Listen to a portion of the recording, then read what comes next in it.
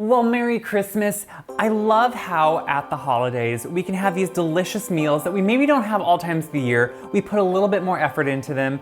Maybe there's something that there's just special that we have once a year. And for me, usually that is a beef tenderloin. It's the centerpiece of the meal. And the reason it's a special occasion item is beef tenderloin is not a cheap cut of meat. What we have here is really a beautiful center cut piece of beef tenderloin, which is a whole bunch of filet mignons. So if I would cut this up, I would have individual fillets. So this can be a pricey cut, but it's a great one to have for a special occasion.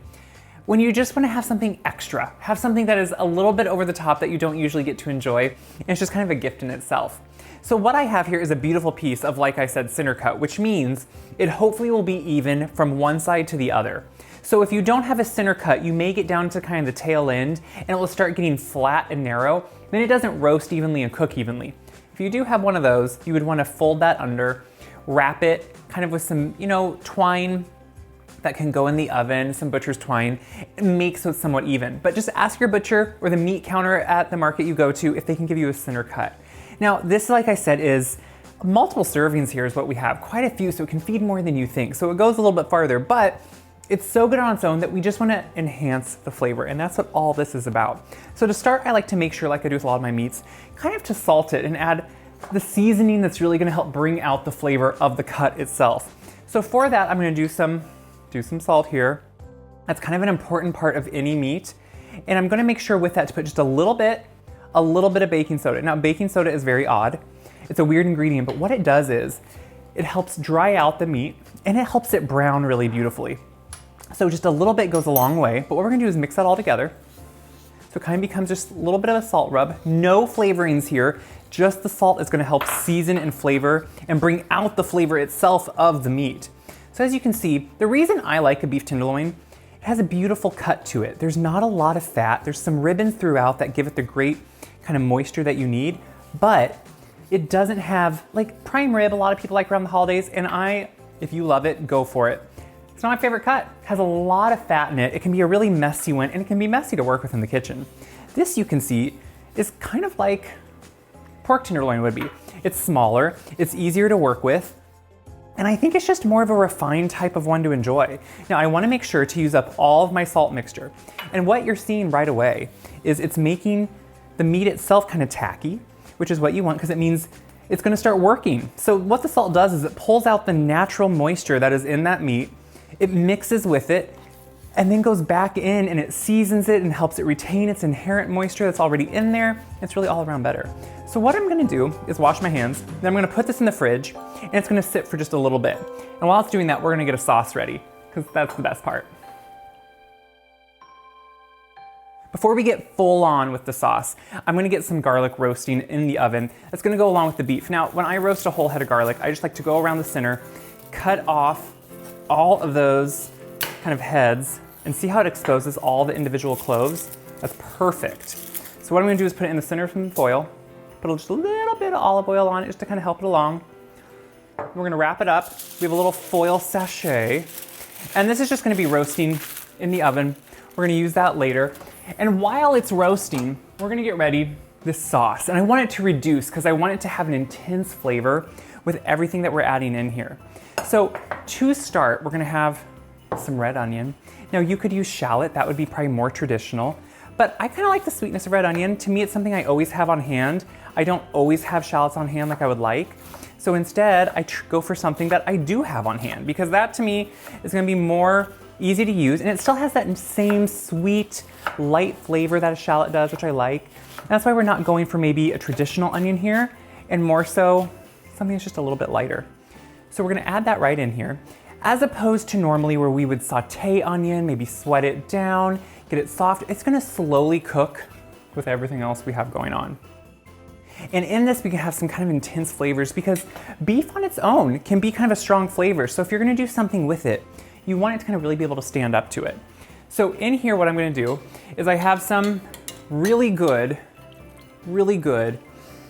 beef broth or beef stock. I'm gonna add that in here. And that's gonna cook down and give it kind of that intense beef flavor, which is what we want. And then we're gonna add in some good red wine. Now, if you're not a red wine drinker, do not fret. Any red wine here is gonna work. And it's not the intensity of the alcohol itself we're going for, but when it mixes with all these, it becomes this delicious, almost like sweet, balanced sauce and really works well. So into that, I'm gonna put a nice sprig of thyme, just nestle it right in there, and a nice sprig of rosemary. Look at how beautiful that's gonna be. We're gonna add just a little bit of salt, just to kind of balance everything out, right there. Then we're gonna put this on the stove. Now, I want this to come to a simmer, and I'm gonna keep it at a low simmer, and what I want is it to reduce by half. So it's gonna take a while, because I really wanna it thickens it slightly, but it really just intensifies everything. So I'm gonna let that go. It's gonna be simmering. Eventually we're gonna get the beef out, we're gonna sear it, we're gonna roast it. So good. I took the beef out of the fridge, let it come down a little bit to room temperature again. You can see it's still tacky, has a little bit of moisture, and that's exactly what you want. And we're gonna sear this off, but before we do, I also pulled out the garlic, and I just wanna show you how you know when it's done. You pull it out, you open it up, see how it's getting browned, and then you squeeze it. Look at those beautiful bits that come out. So that's completely done too, and we're letting it just cool off. So what we're gonna do is we're gonna take this over now and sear it. I don't wanna cook it all the way through. I have some oil over here that has a high smoke point, so you can do an avocado oil, a grapeseed oil, any of those. You just don't wanna do like an olive oil because it has a lower smoke point. And we just wanna nicely sear this off. So I have my oil hot, because you wanna make sure it's hot to start with. And see, and we're gonna let it sear on each side. So you'll know it's done searing when it releases from the skillet itself. So I'm gonna let it sear, turn it probably about 4 times, and we're gonna pop it in the oven. So this is all brown, but right before we put it into the oven, I'm gonna bring it over. It's gonna cool off just slightly. Now you can see from the edge, this is not done meat. This is not ready to eat. All we did was sear all the sides to get a nice kind of crust on them, because that's not gonna happen at the temperature that we're gonna put it in the oven at. You do not wanna overcook or dry out a beef tenderloin. That would just be sad for such a good cut of meat. So you wanna treat it really well and not just roast it and blast it in the oven. But what we are gonna do is, I have some kind of coarse ground black pepper here. I'm gonna take this garlic that we just, look at that. Look at how we just spent time roasting it, because then you get that beautiful roastedness. Now, what this does is makes it sweeter. And so we're gonna mix it kind of with this black pepper and make almost a paste. We already have the meat well salted. We don't need to salt it here. But what we're doing here is kind of adding, not really a crust, but a nice kind of edge to the meat. And this is gonna complement the beef really well. It's gonna complement the sauce we're gonna do. And so it has kind of this garlic, but it's not a stringent, sharp garlic. It's a sweeter, beautiful garlic. So while this is kind of just cooling slightly, I'm gonna just try to rub some of this on the meat. And you can see it's not perfect, but that's not the point here. We don't need it perfect. We just need it to be on the meat. If we would have put this on before we seared it, what it would have done is it would have just burned. It would have burned in that hot oil, and you wouldn't have wanted that. It wouldn't have had a good flavor to it. It would have burned the garlic too, and that would have been kind of bitter. So I'm gonna just kind of rub this and coat this on. Then I'm gonna put this in at a low temperature, just 300 degrees. We're gonna slowly bring it up to temperature. Now, disclaimer, I am not here to tell you what you need to eat your beef at. Everyone has kind of a different beef, excuse the pun, with what temperature is right. Whether it's rare, medium rare. I am more on the medium rare to medium side. And that's what I cook my beef to. So I like some pink in the middle, because the point is, if you overcook it and get it completely gray throughout, you're not gonna have a good flavor and it's gonna start getting dry. So that's not up to me. Nope, not gonna go there. So what I'm gonna do is I'm gonna just finish putting this on, make sure it's kind of even. You could let it cool off a little bit too, but do you see how we're just kind of lightly coating it in that garlic paste? It gets some of the pieces of that black pepper on it. And then look at that. So I'm gonna wash my hands. We're gonna put this in the oven. We're gonna soon have a sauce to enjoy.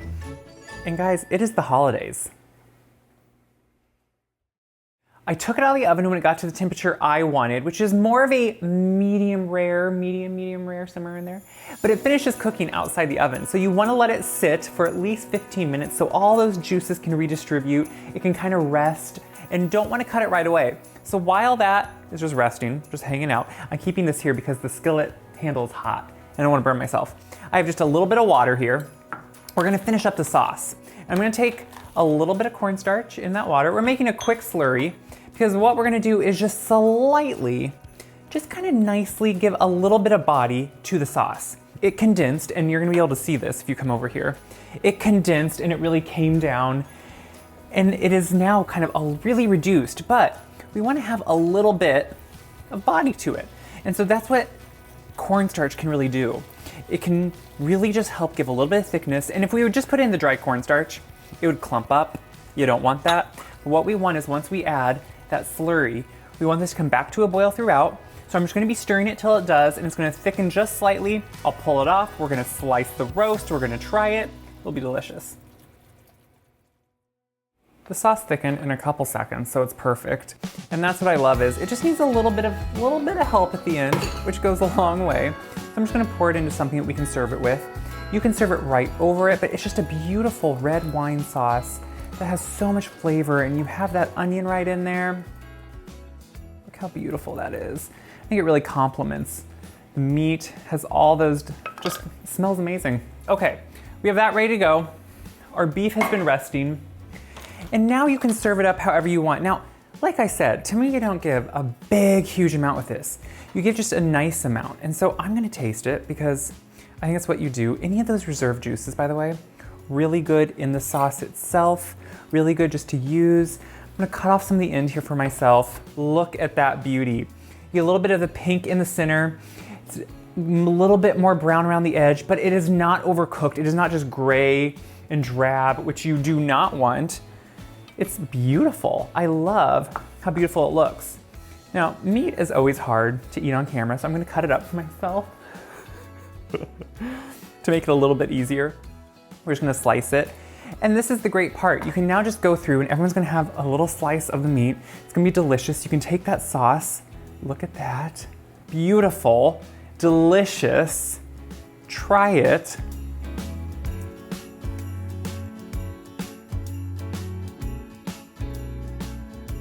It melts in your mouth.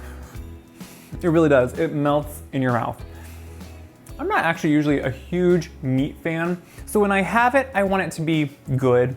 I want it to be something I enjoy, not gristly, not something I have to chew through. This is beautiful. What I like is none of those flavors are overpowering, just the great beef tenderloin itself. And that's what I love. You get the little bit of pepper that's on the outside with that garlic that kind of made a slight crust. You then get just this little bit of that wine sauce, which has a little bit of acidity, a little sweetness. Comes together with those herb notes of the rosemary and the thyme that we pulled out of the sauce. It's a beautiful beef tenderloin.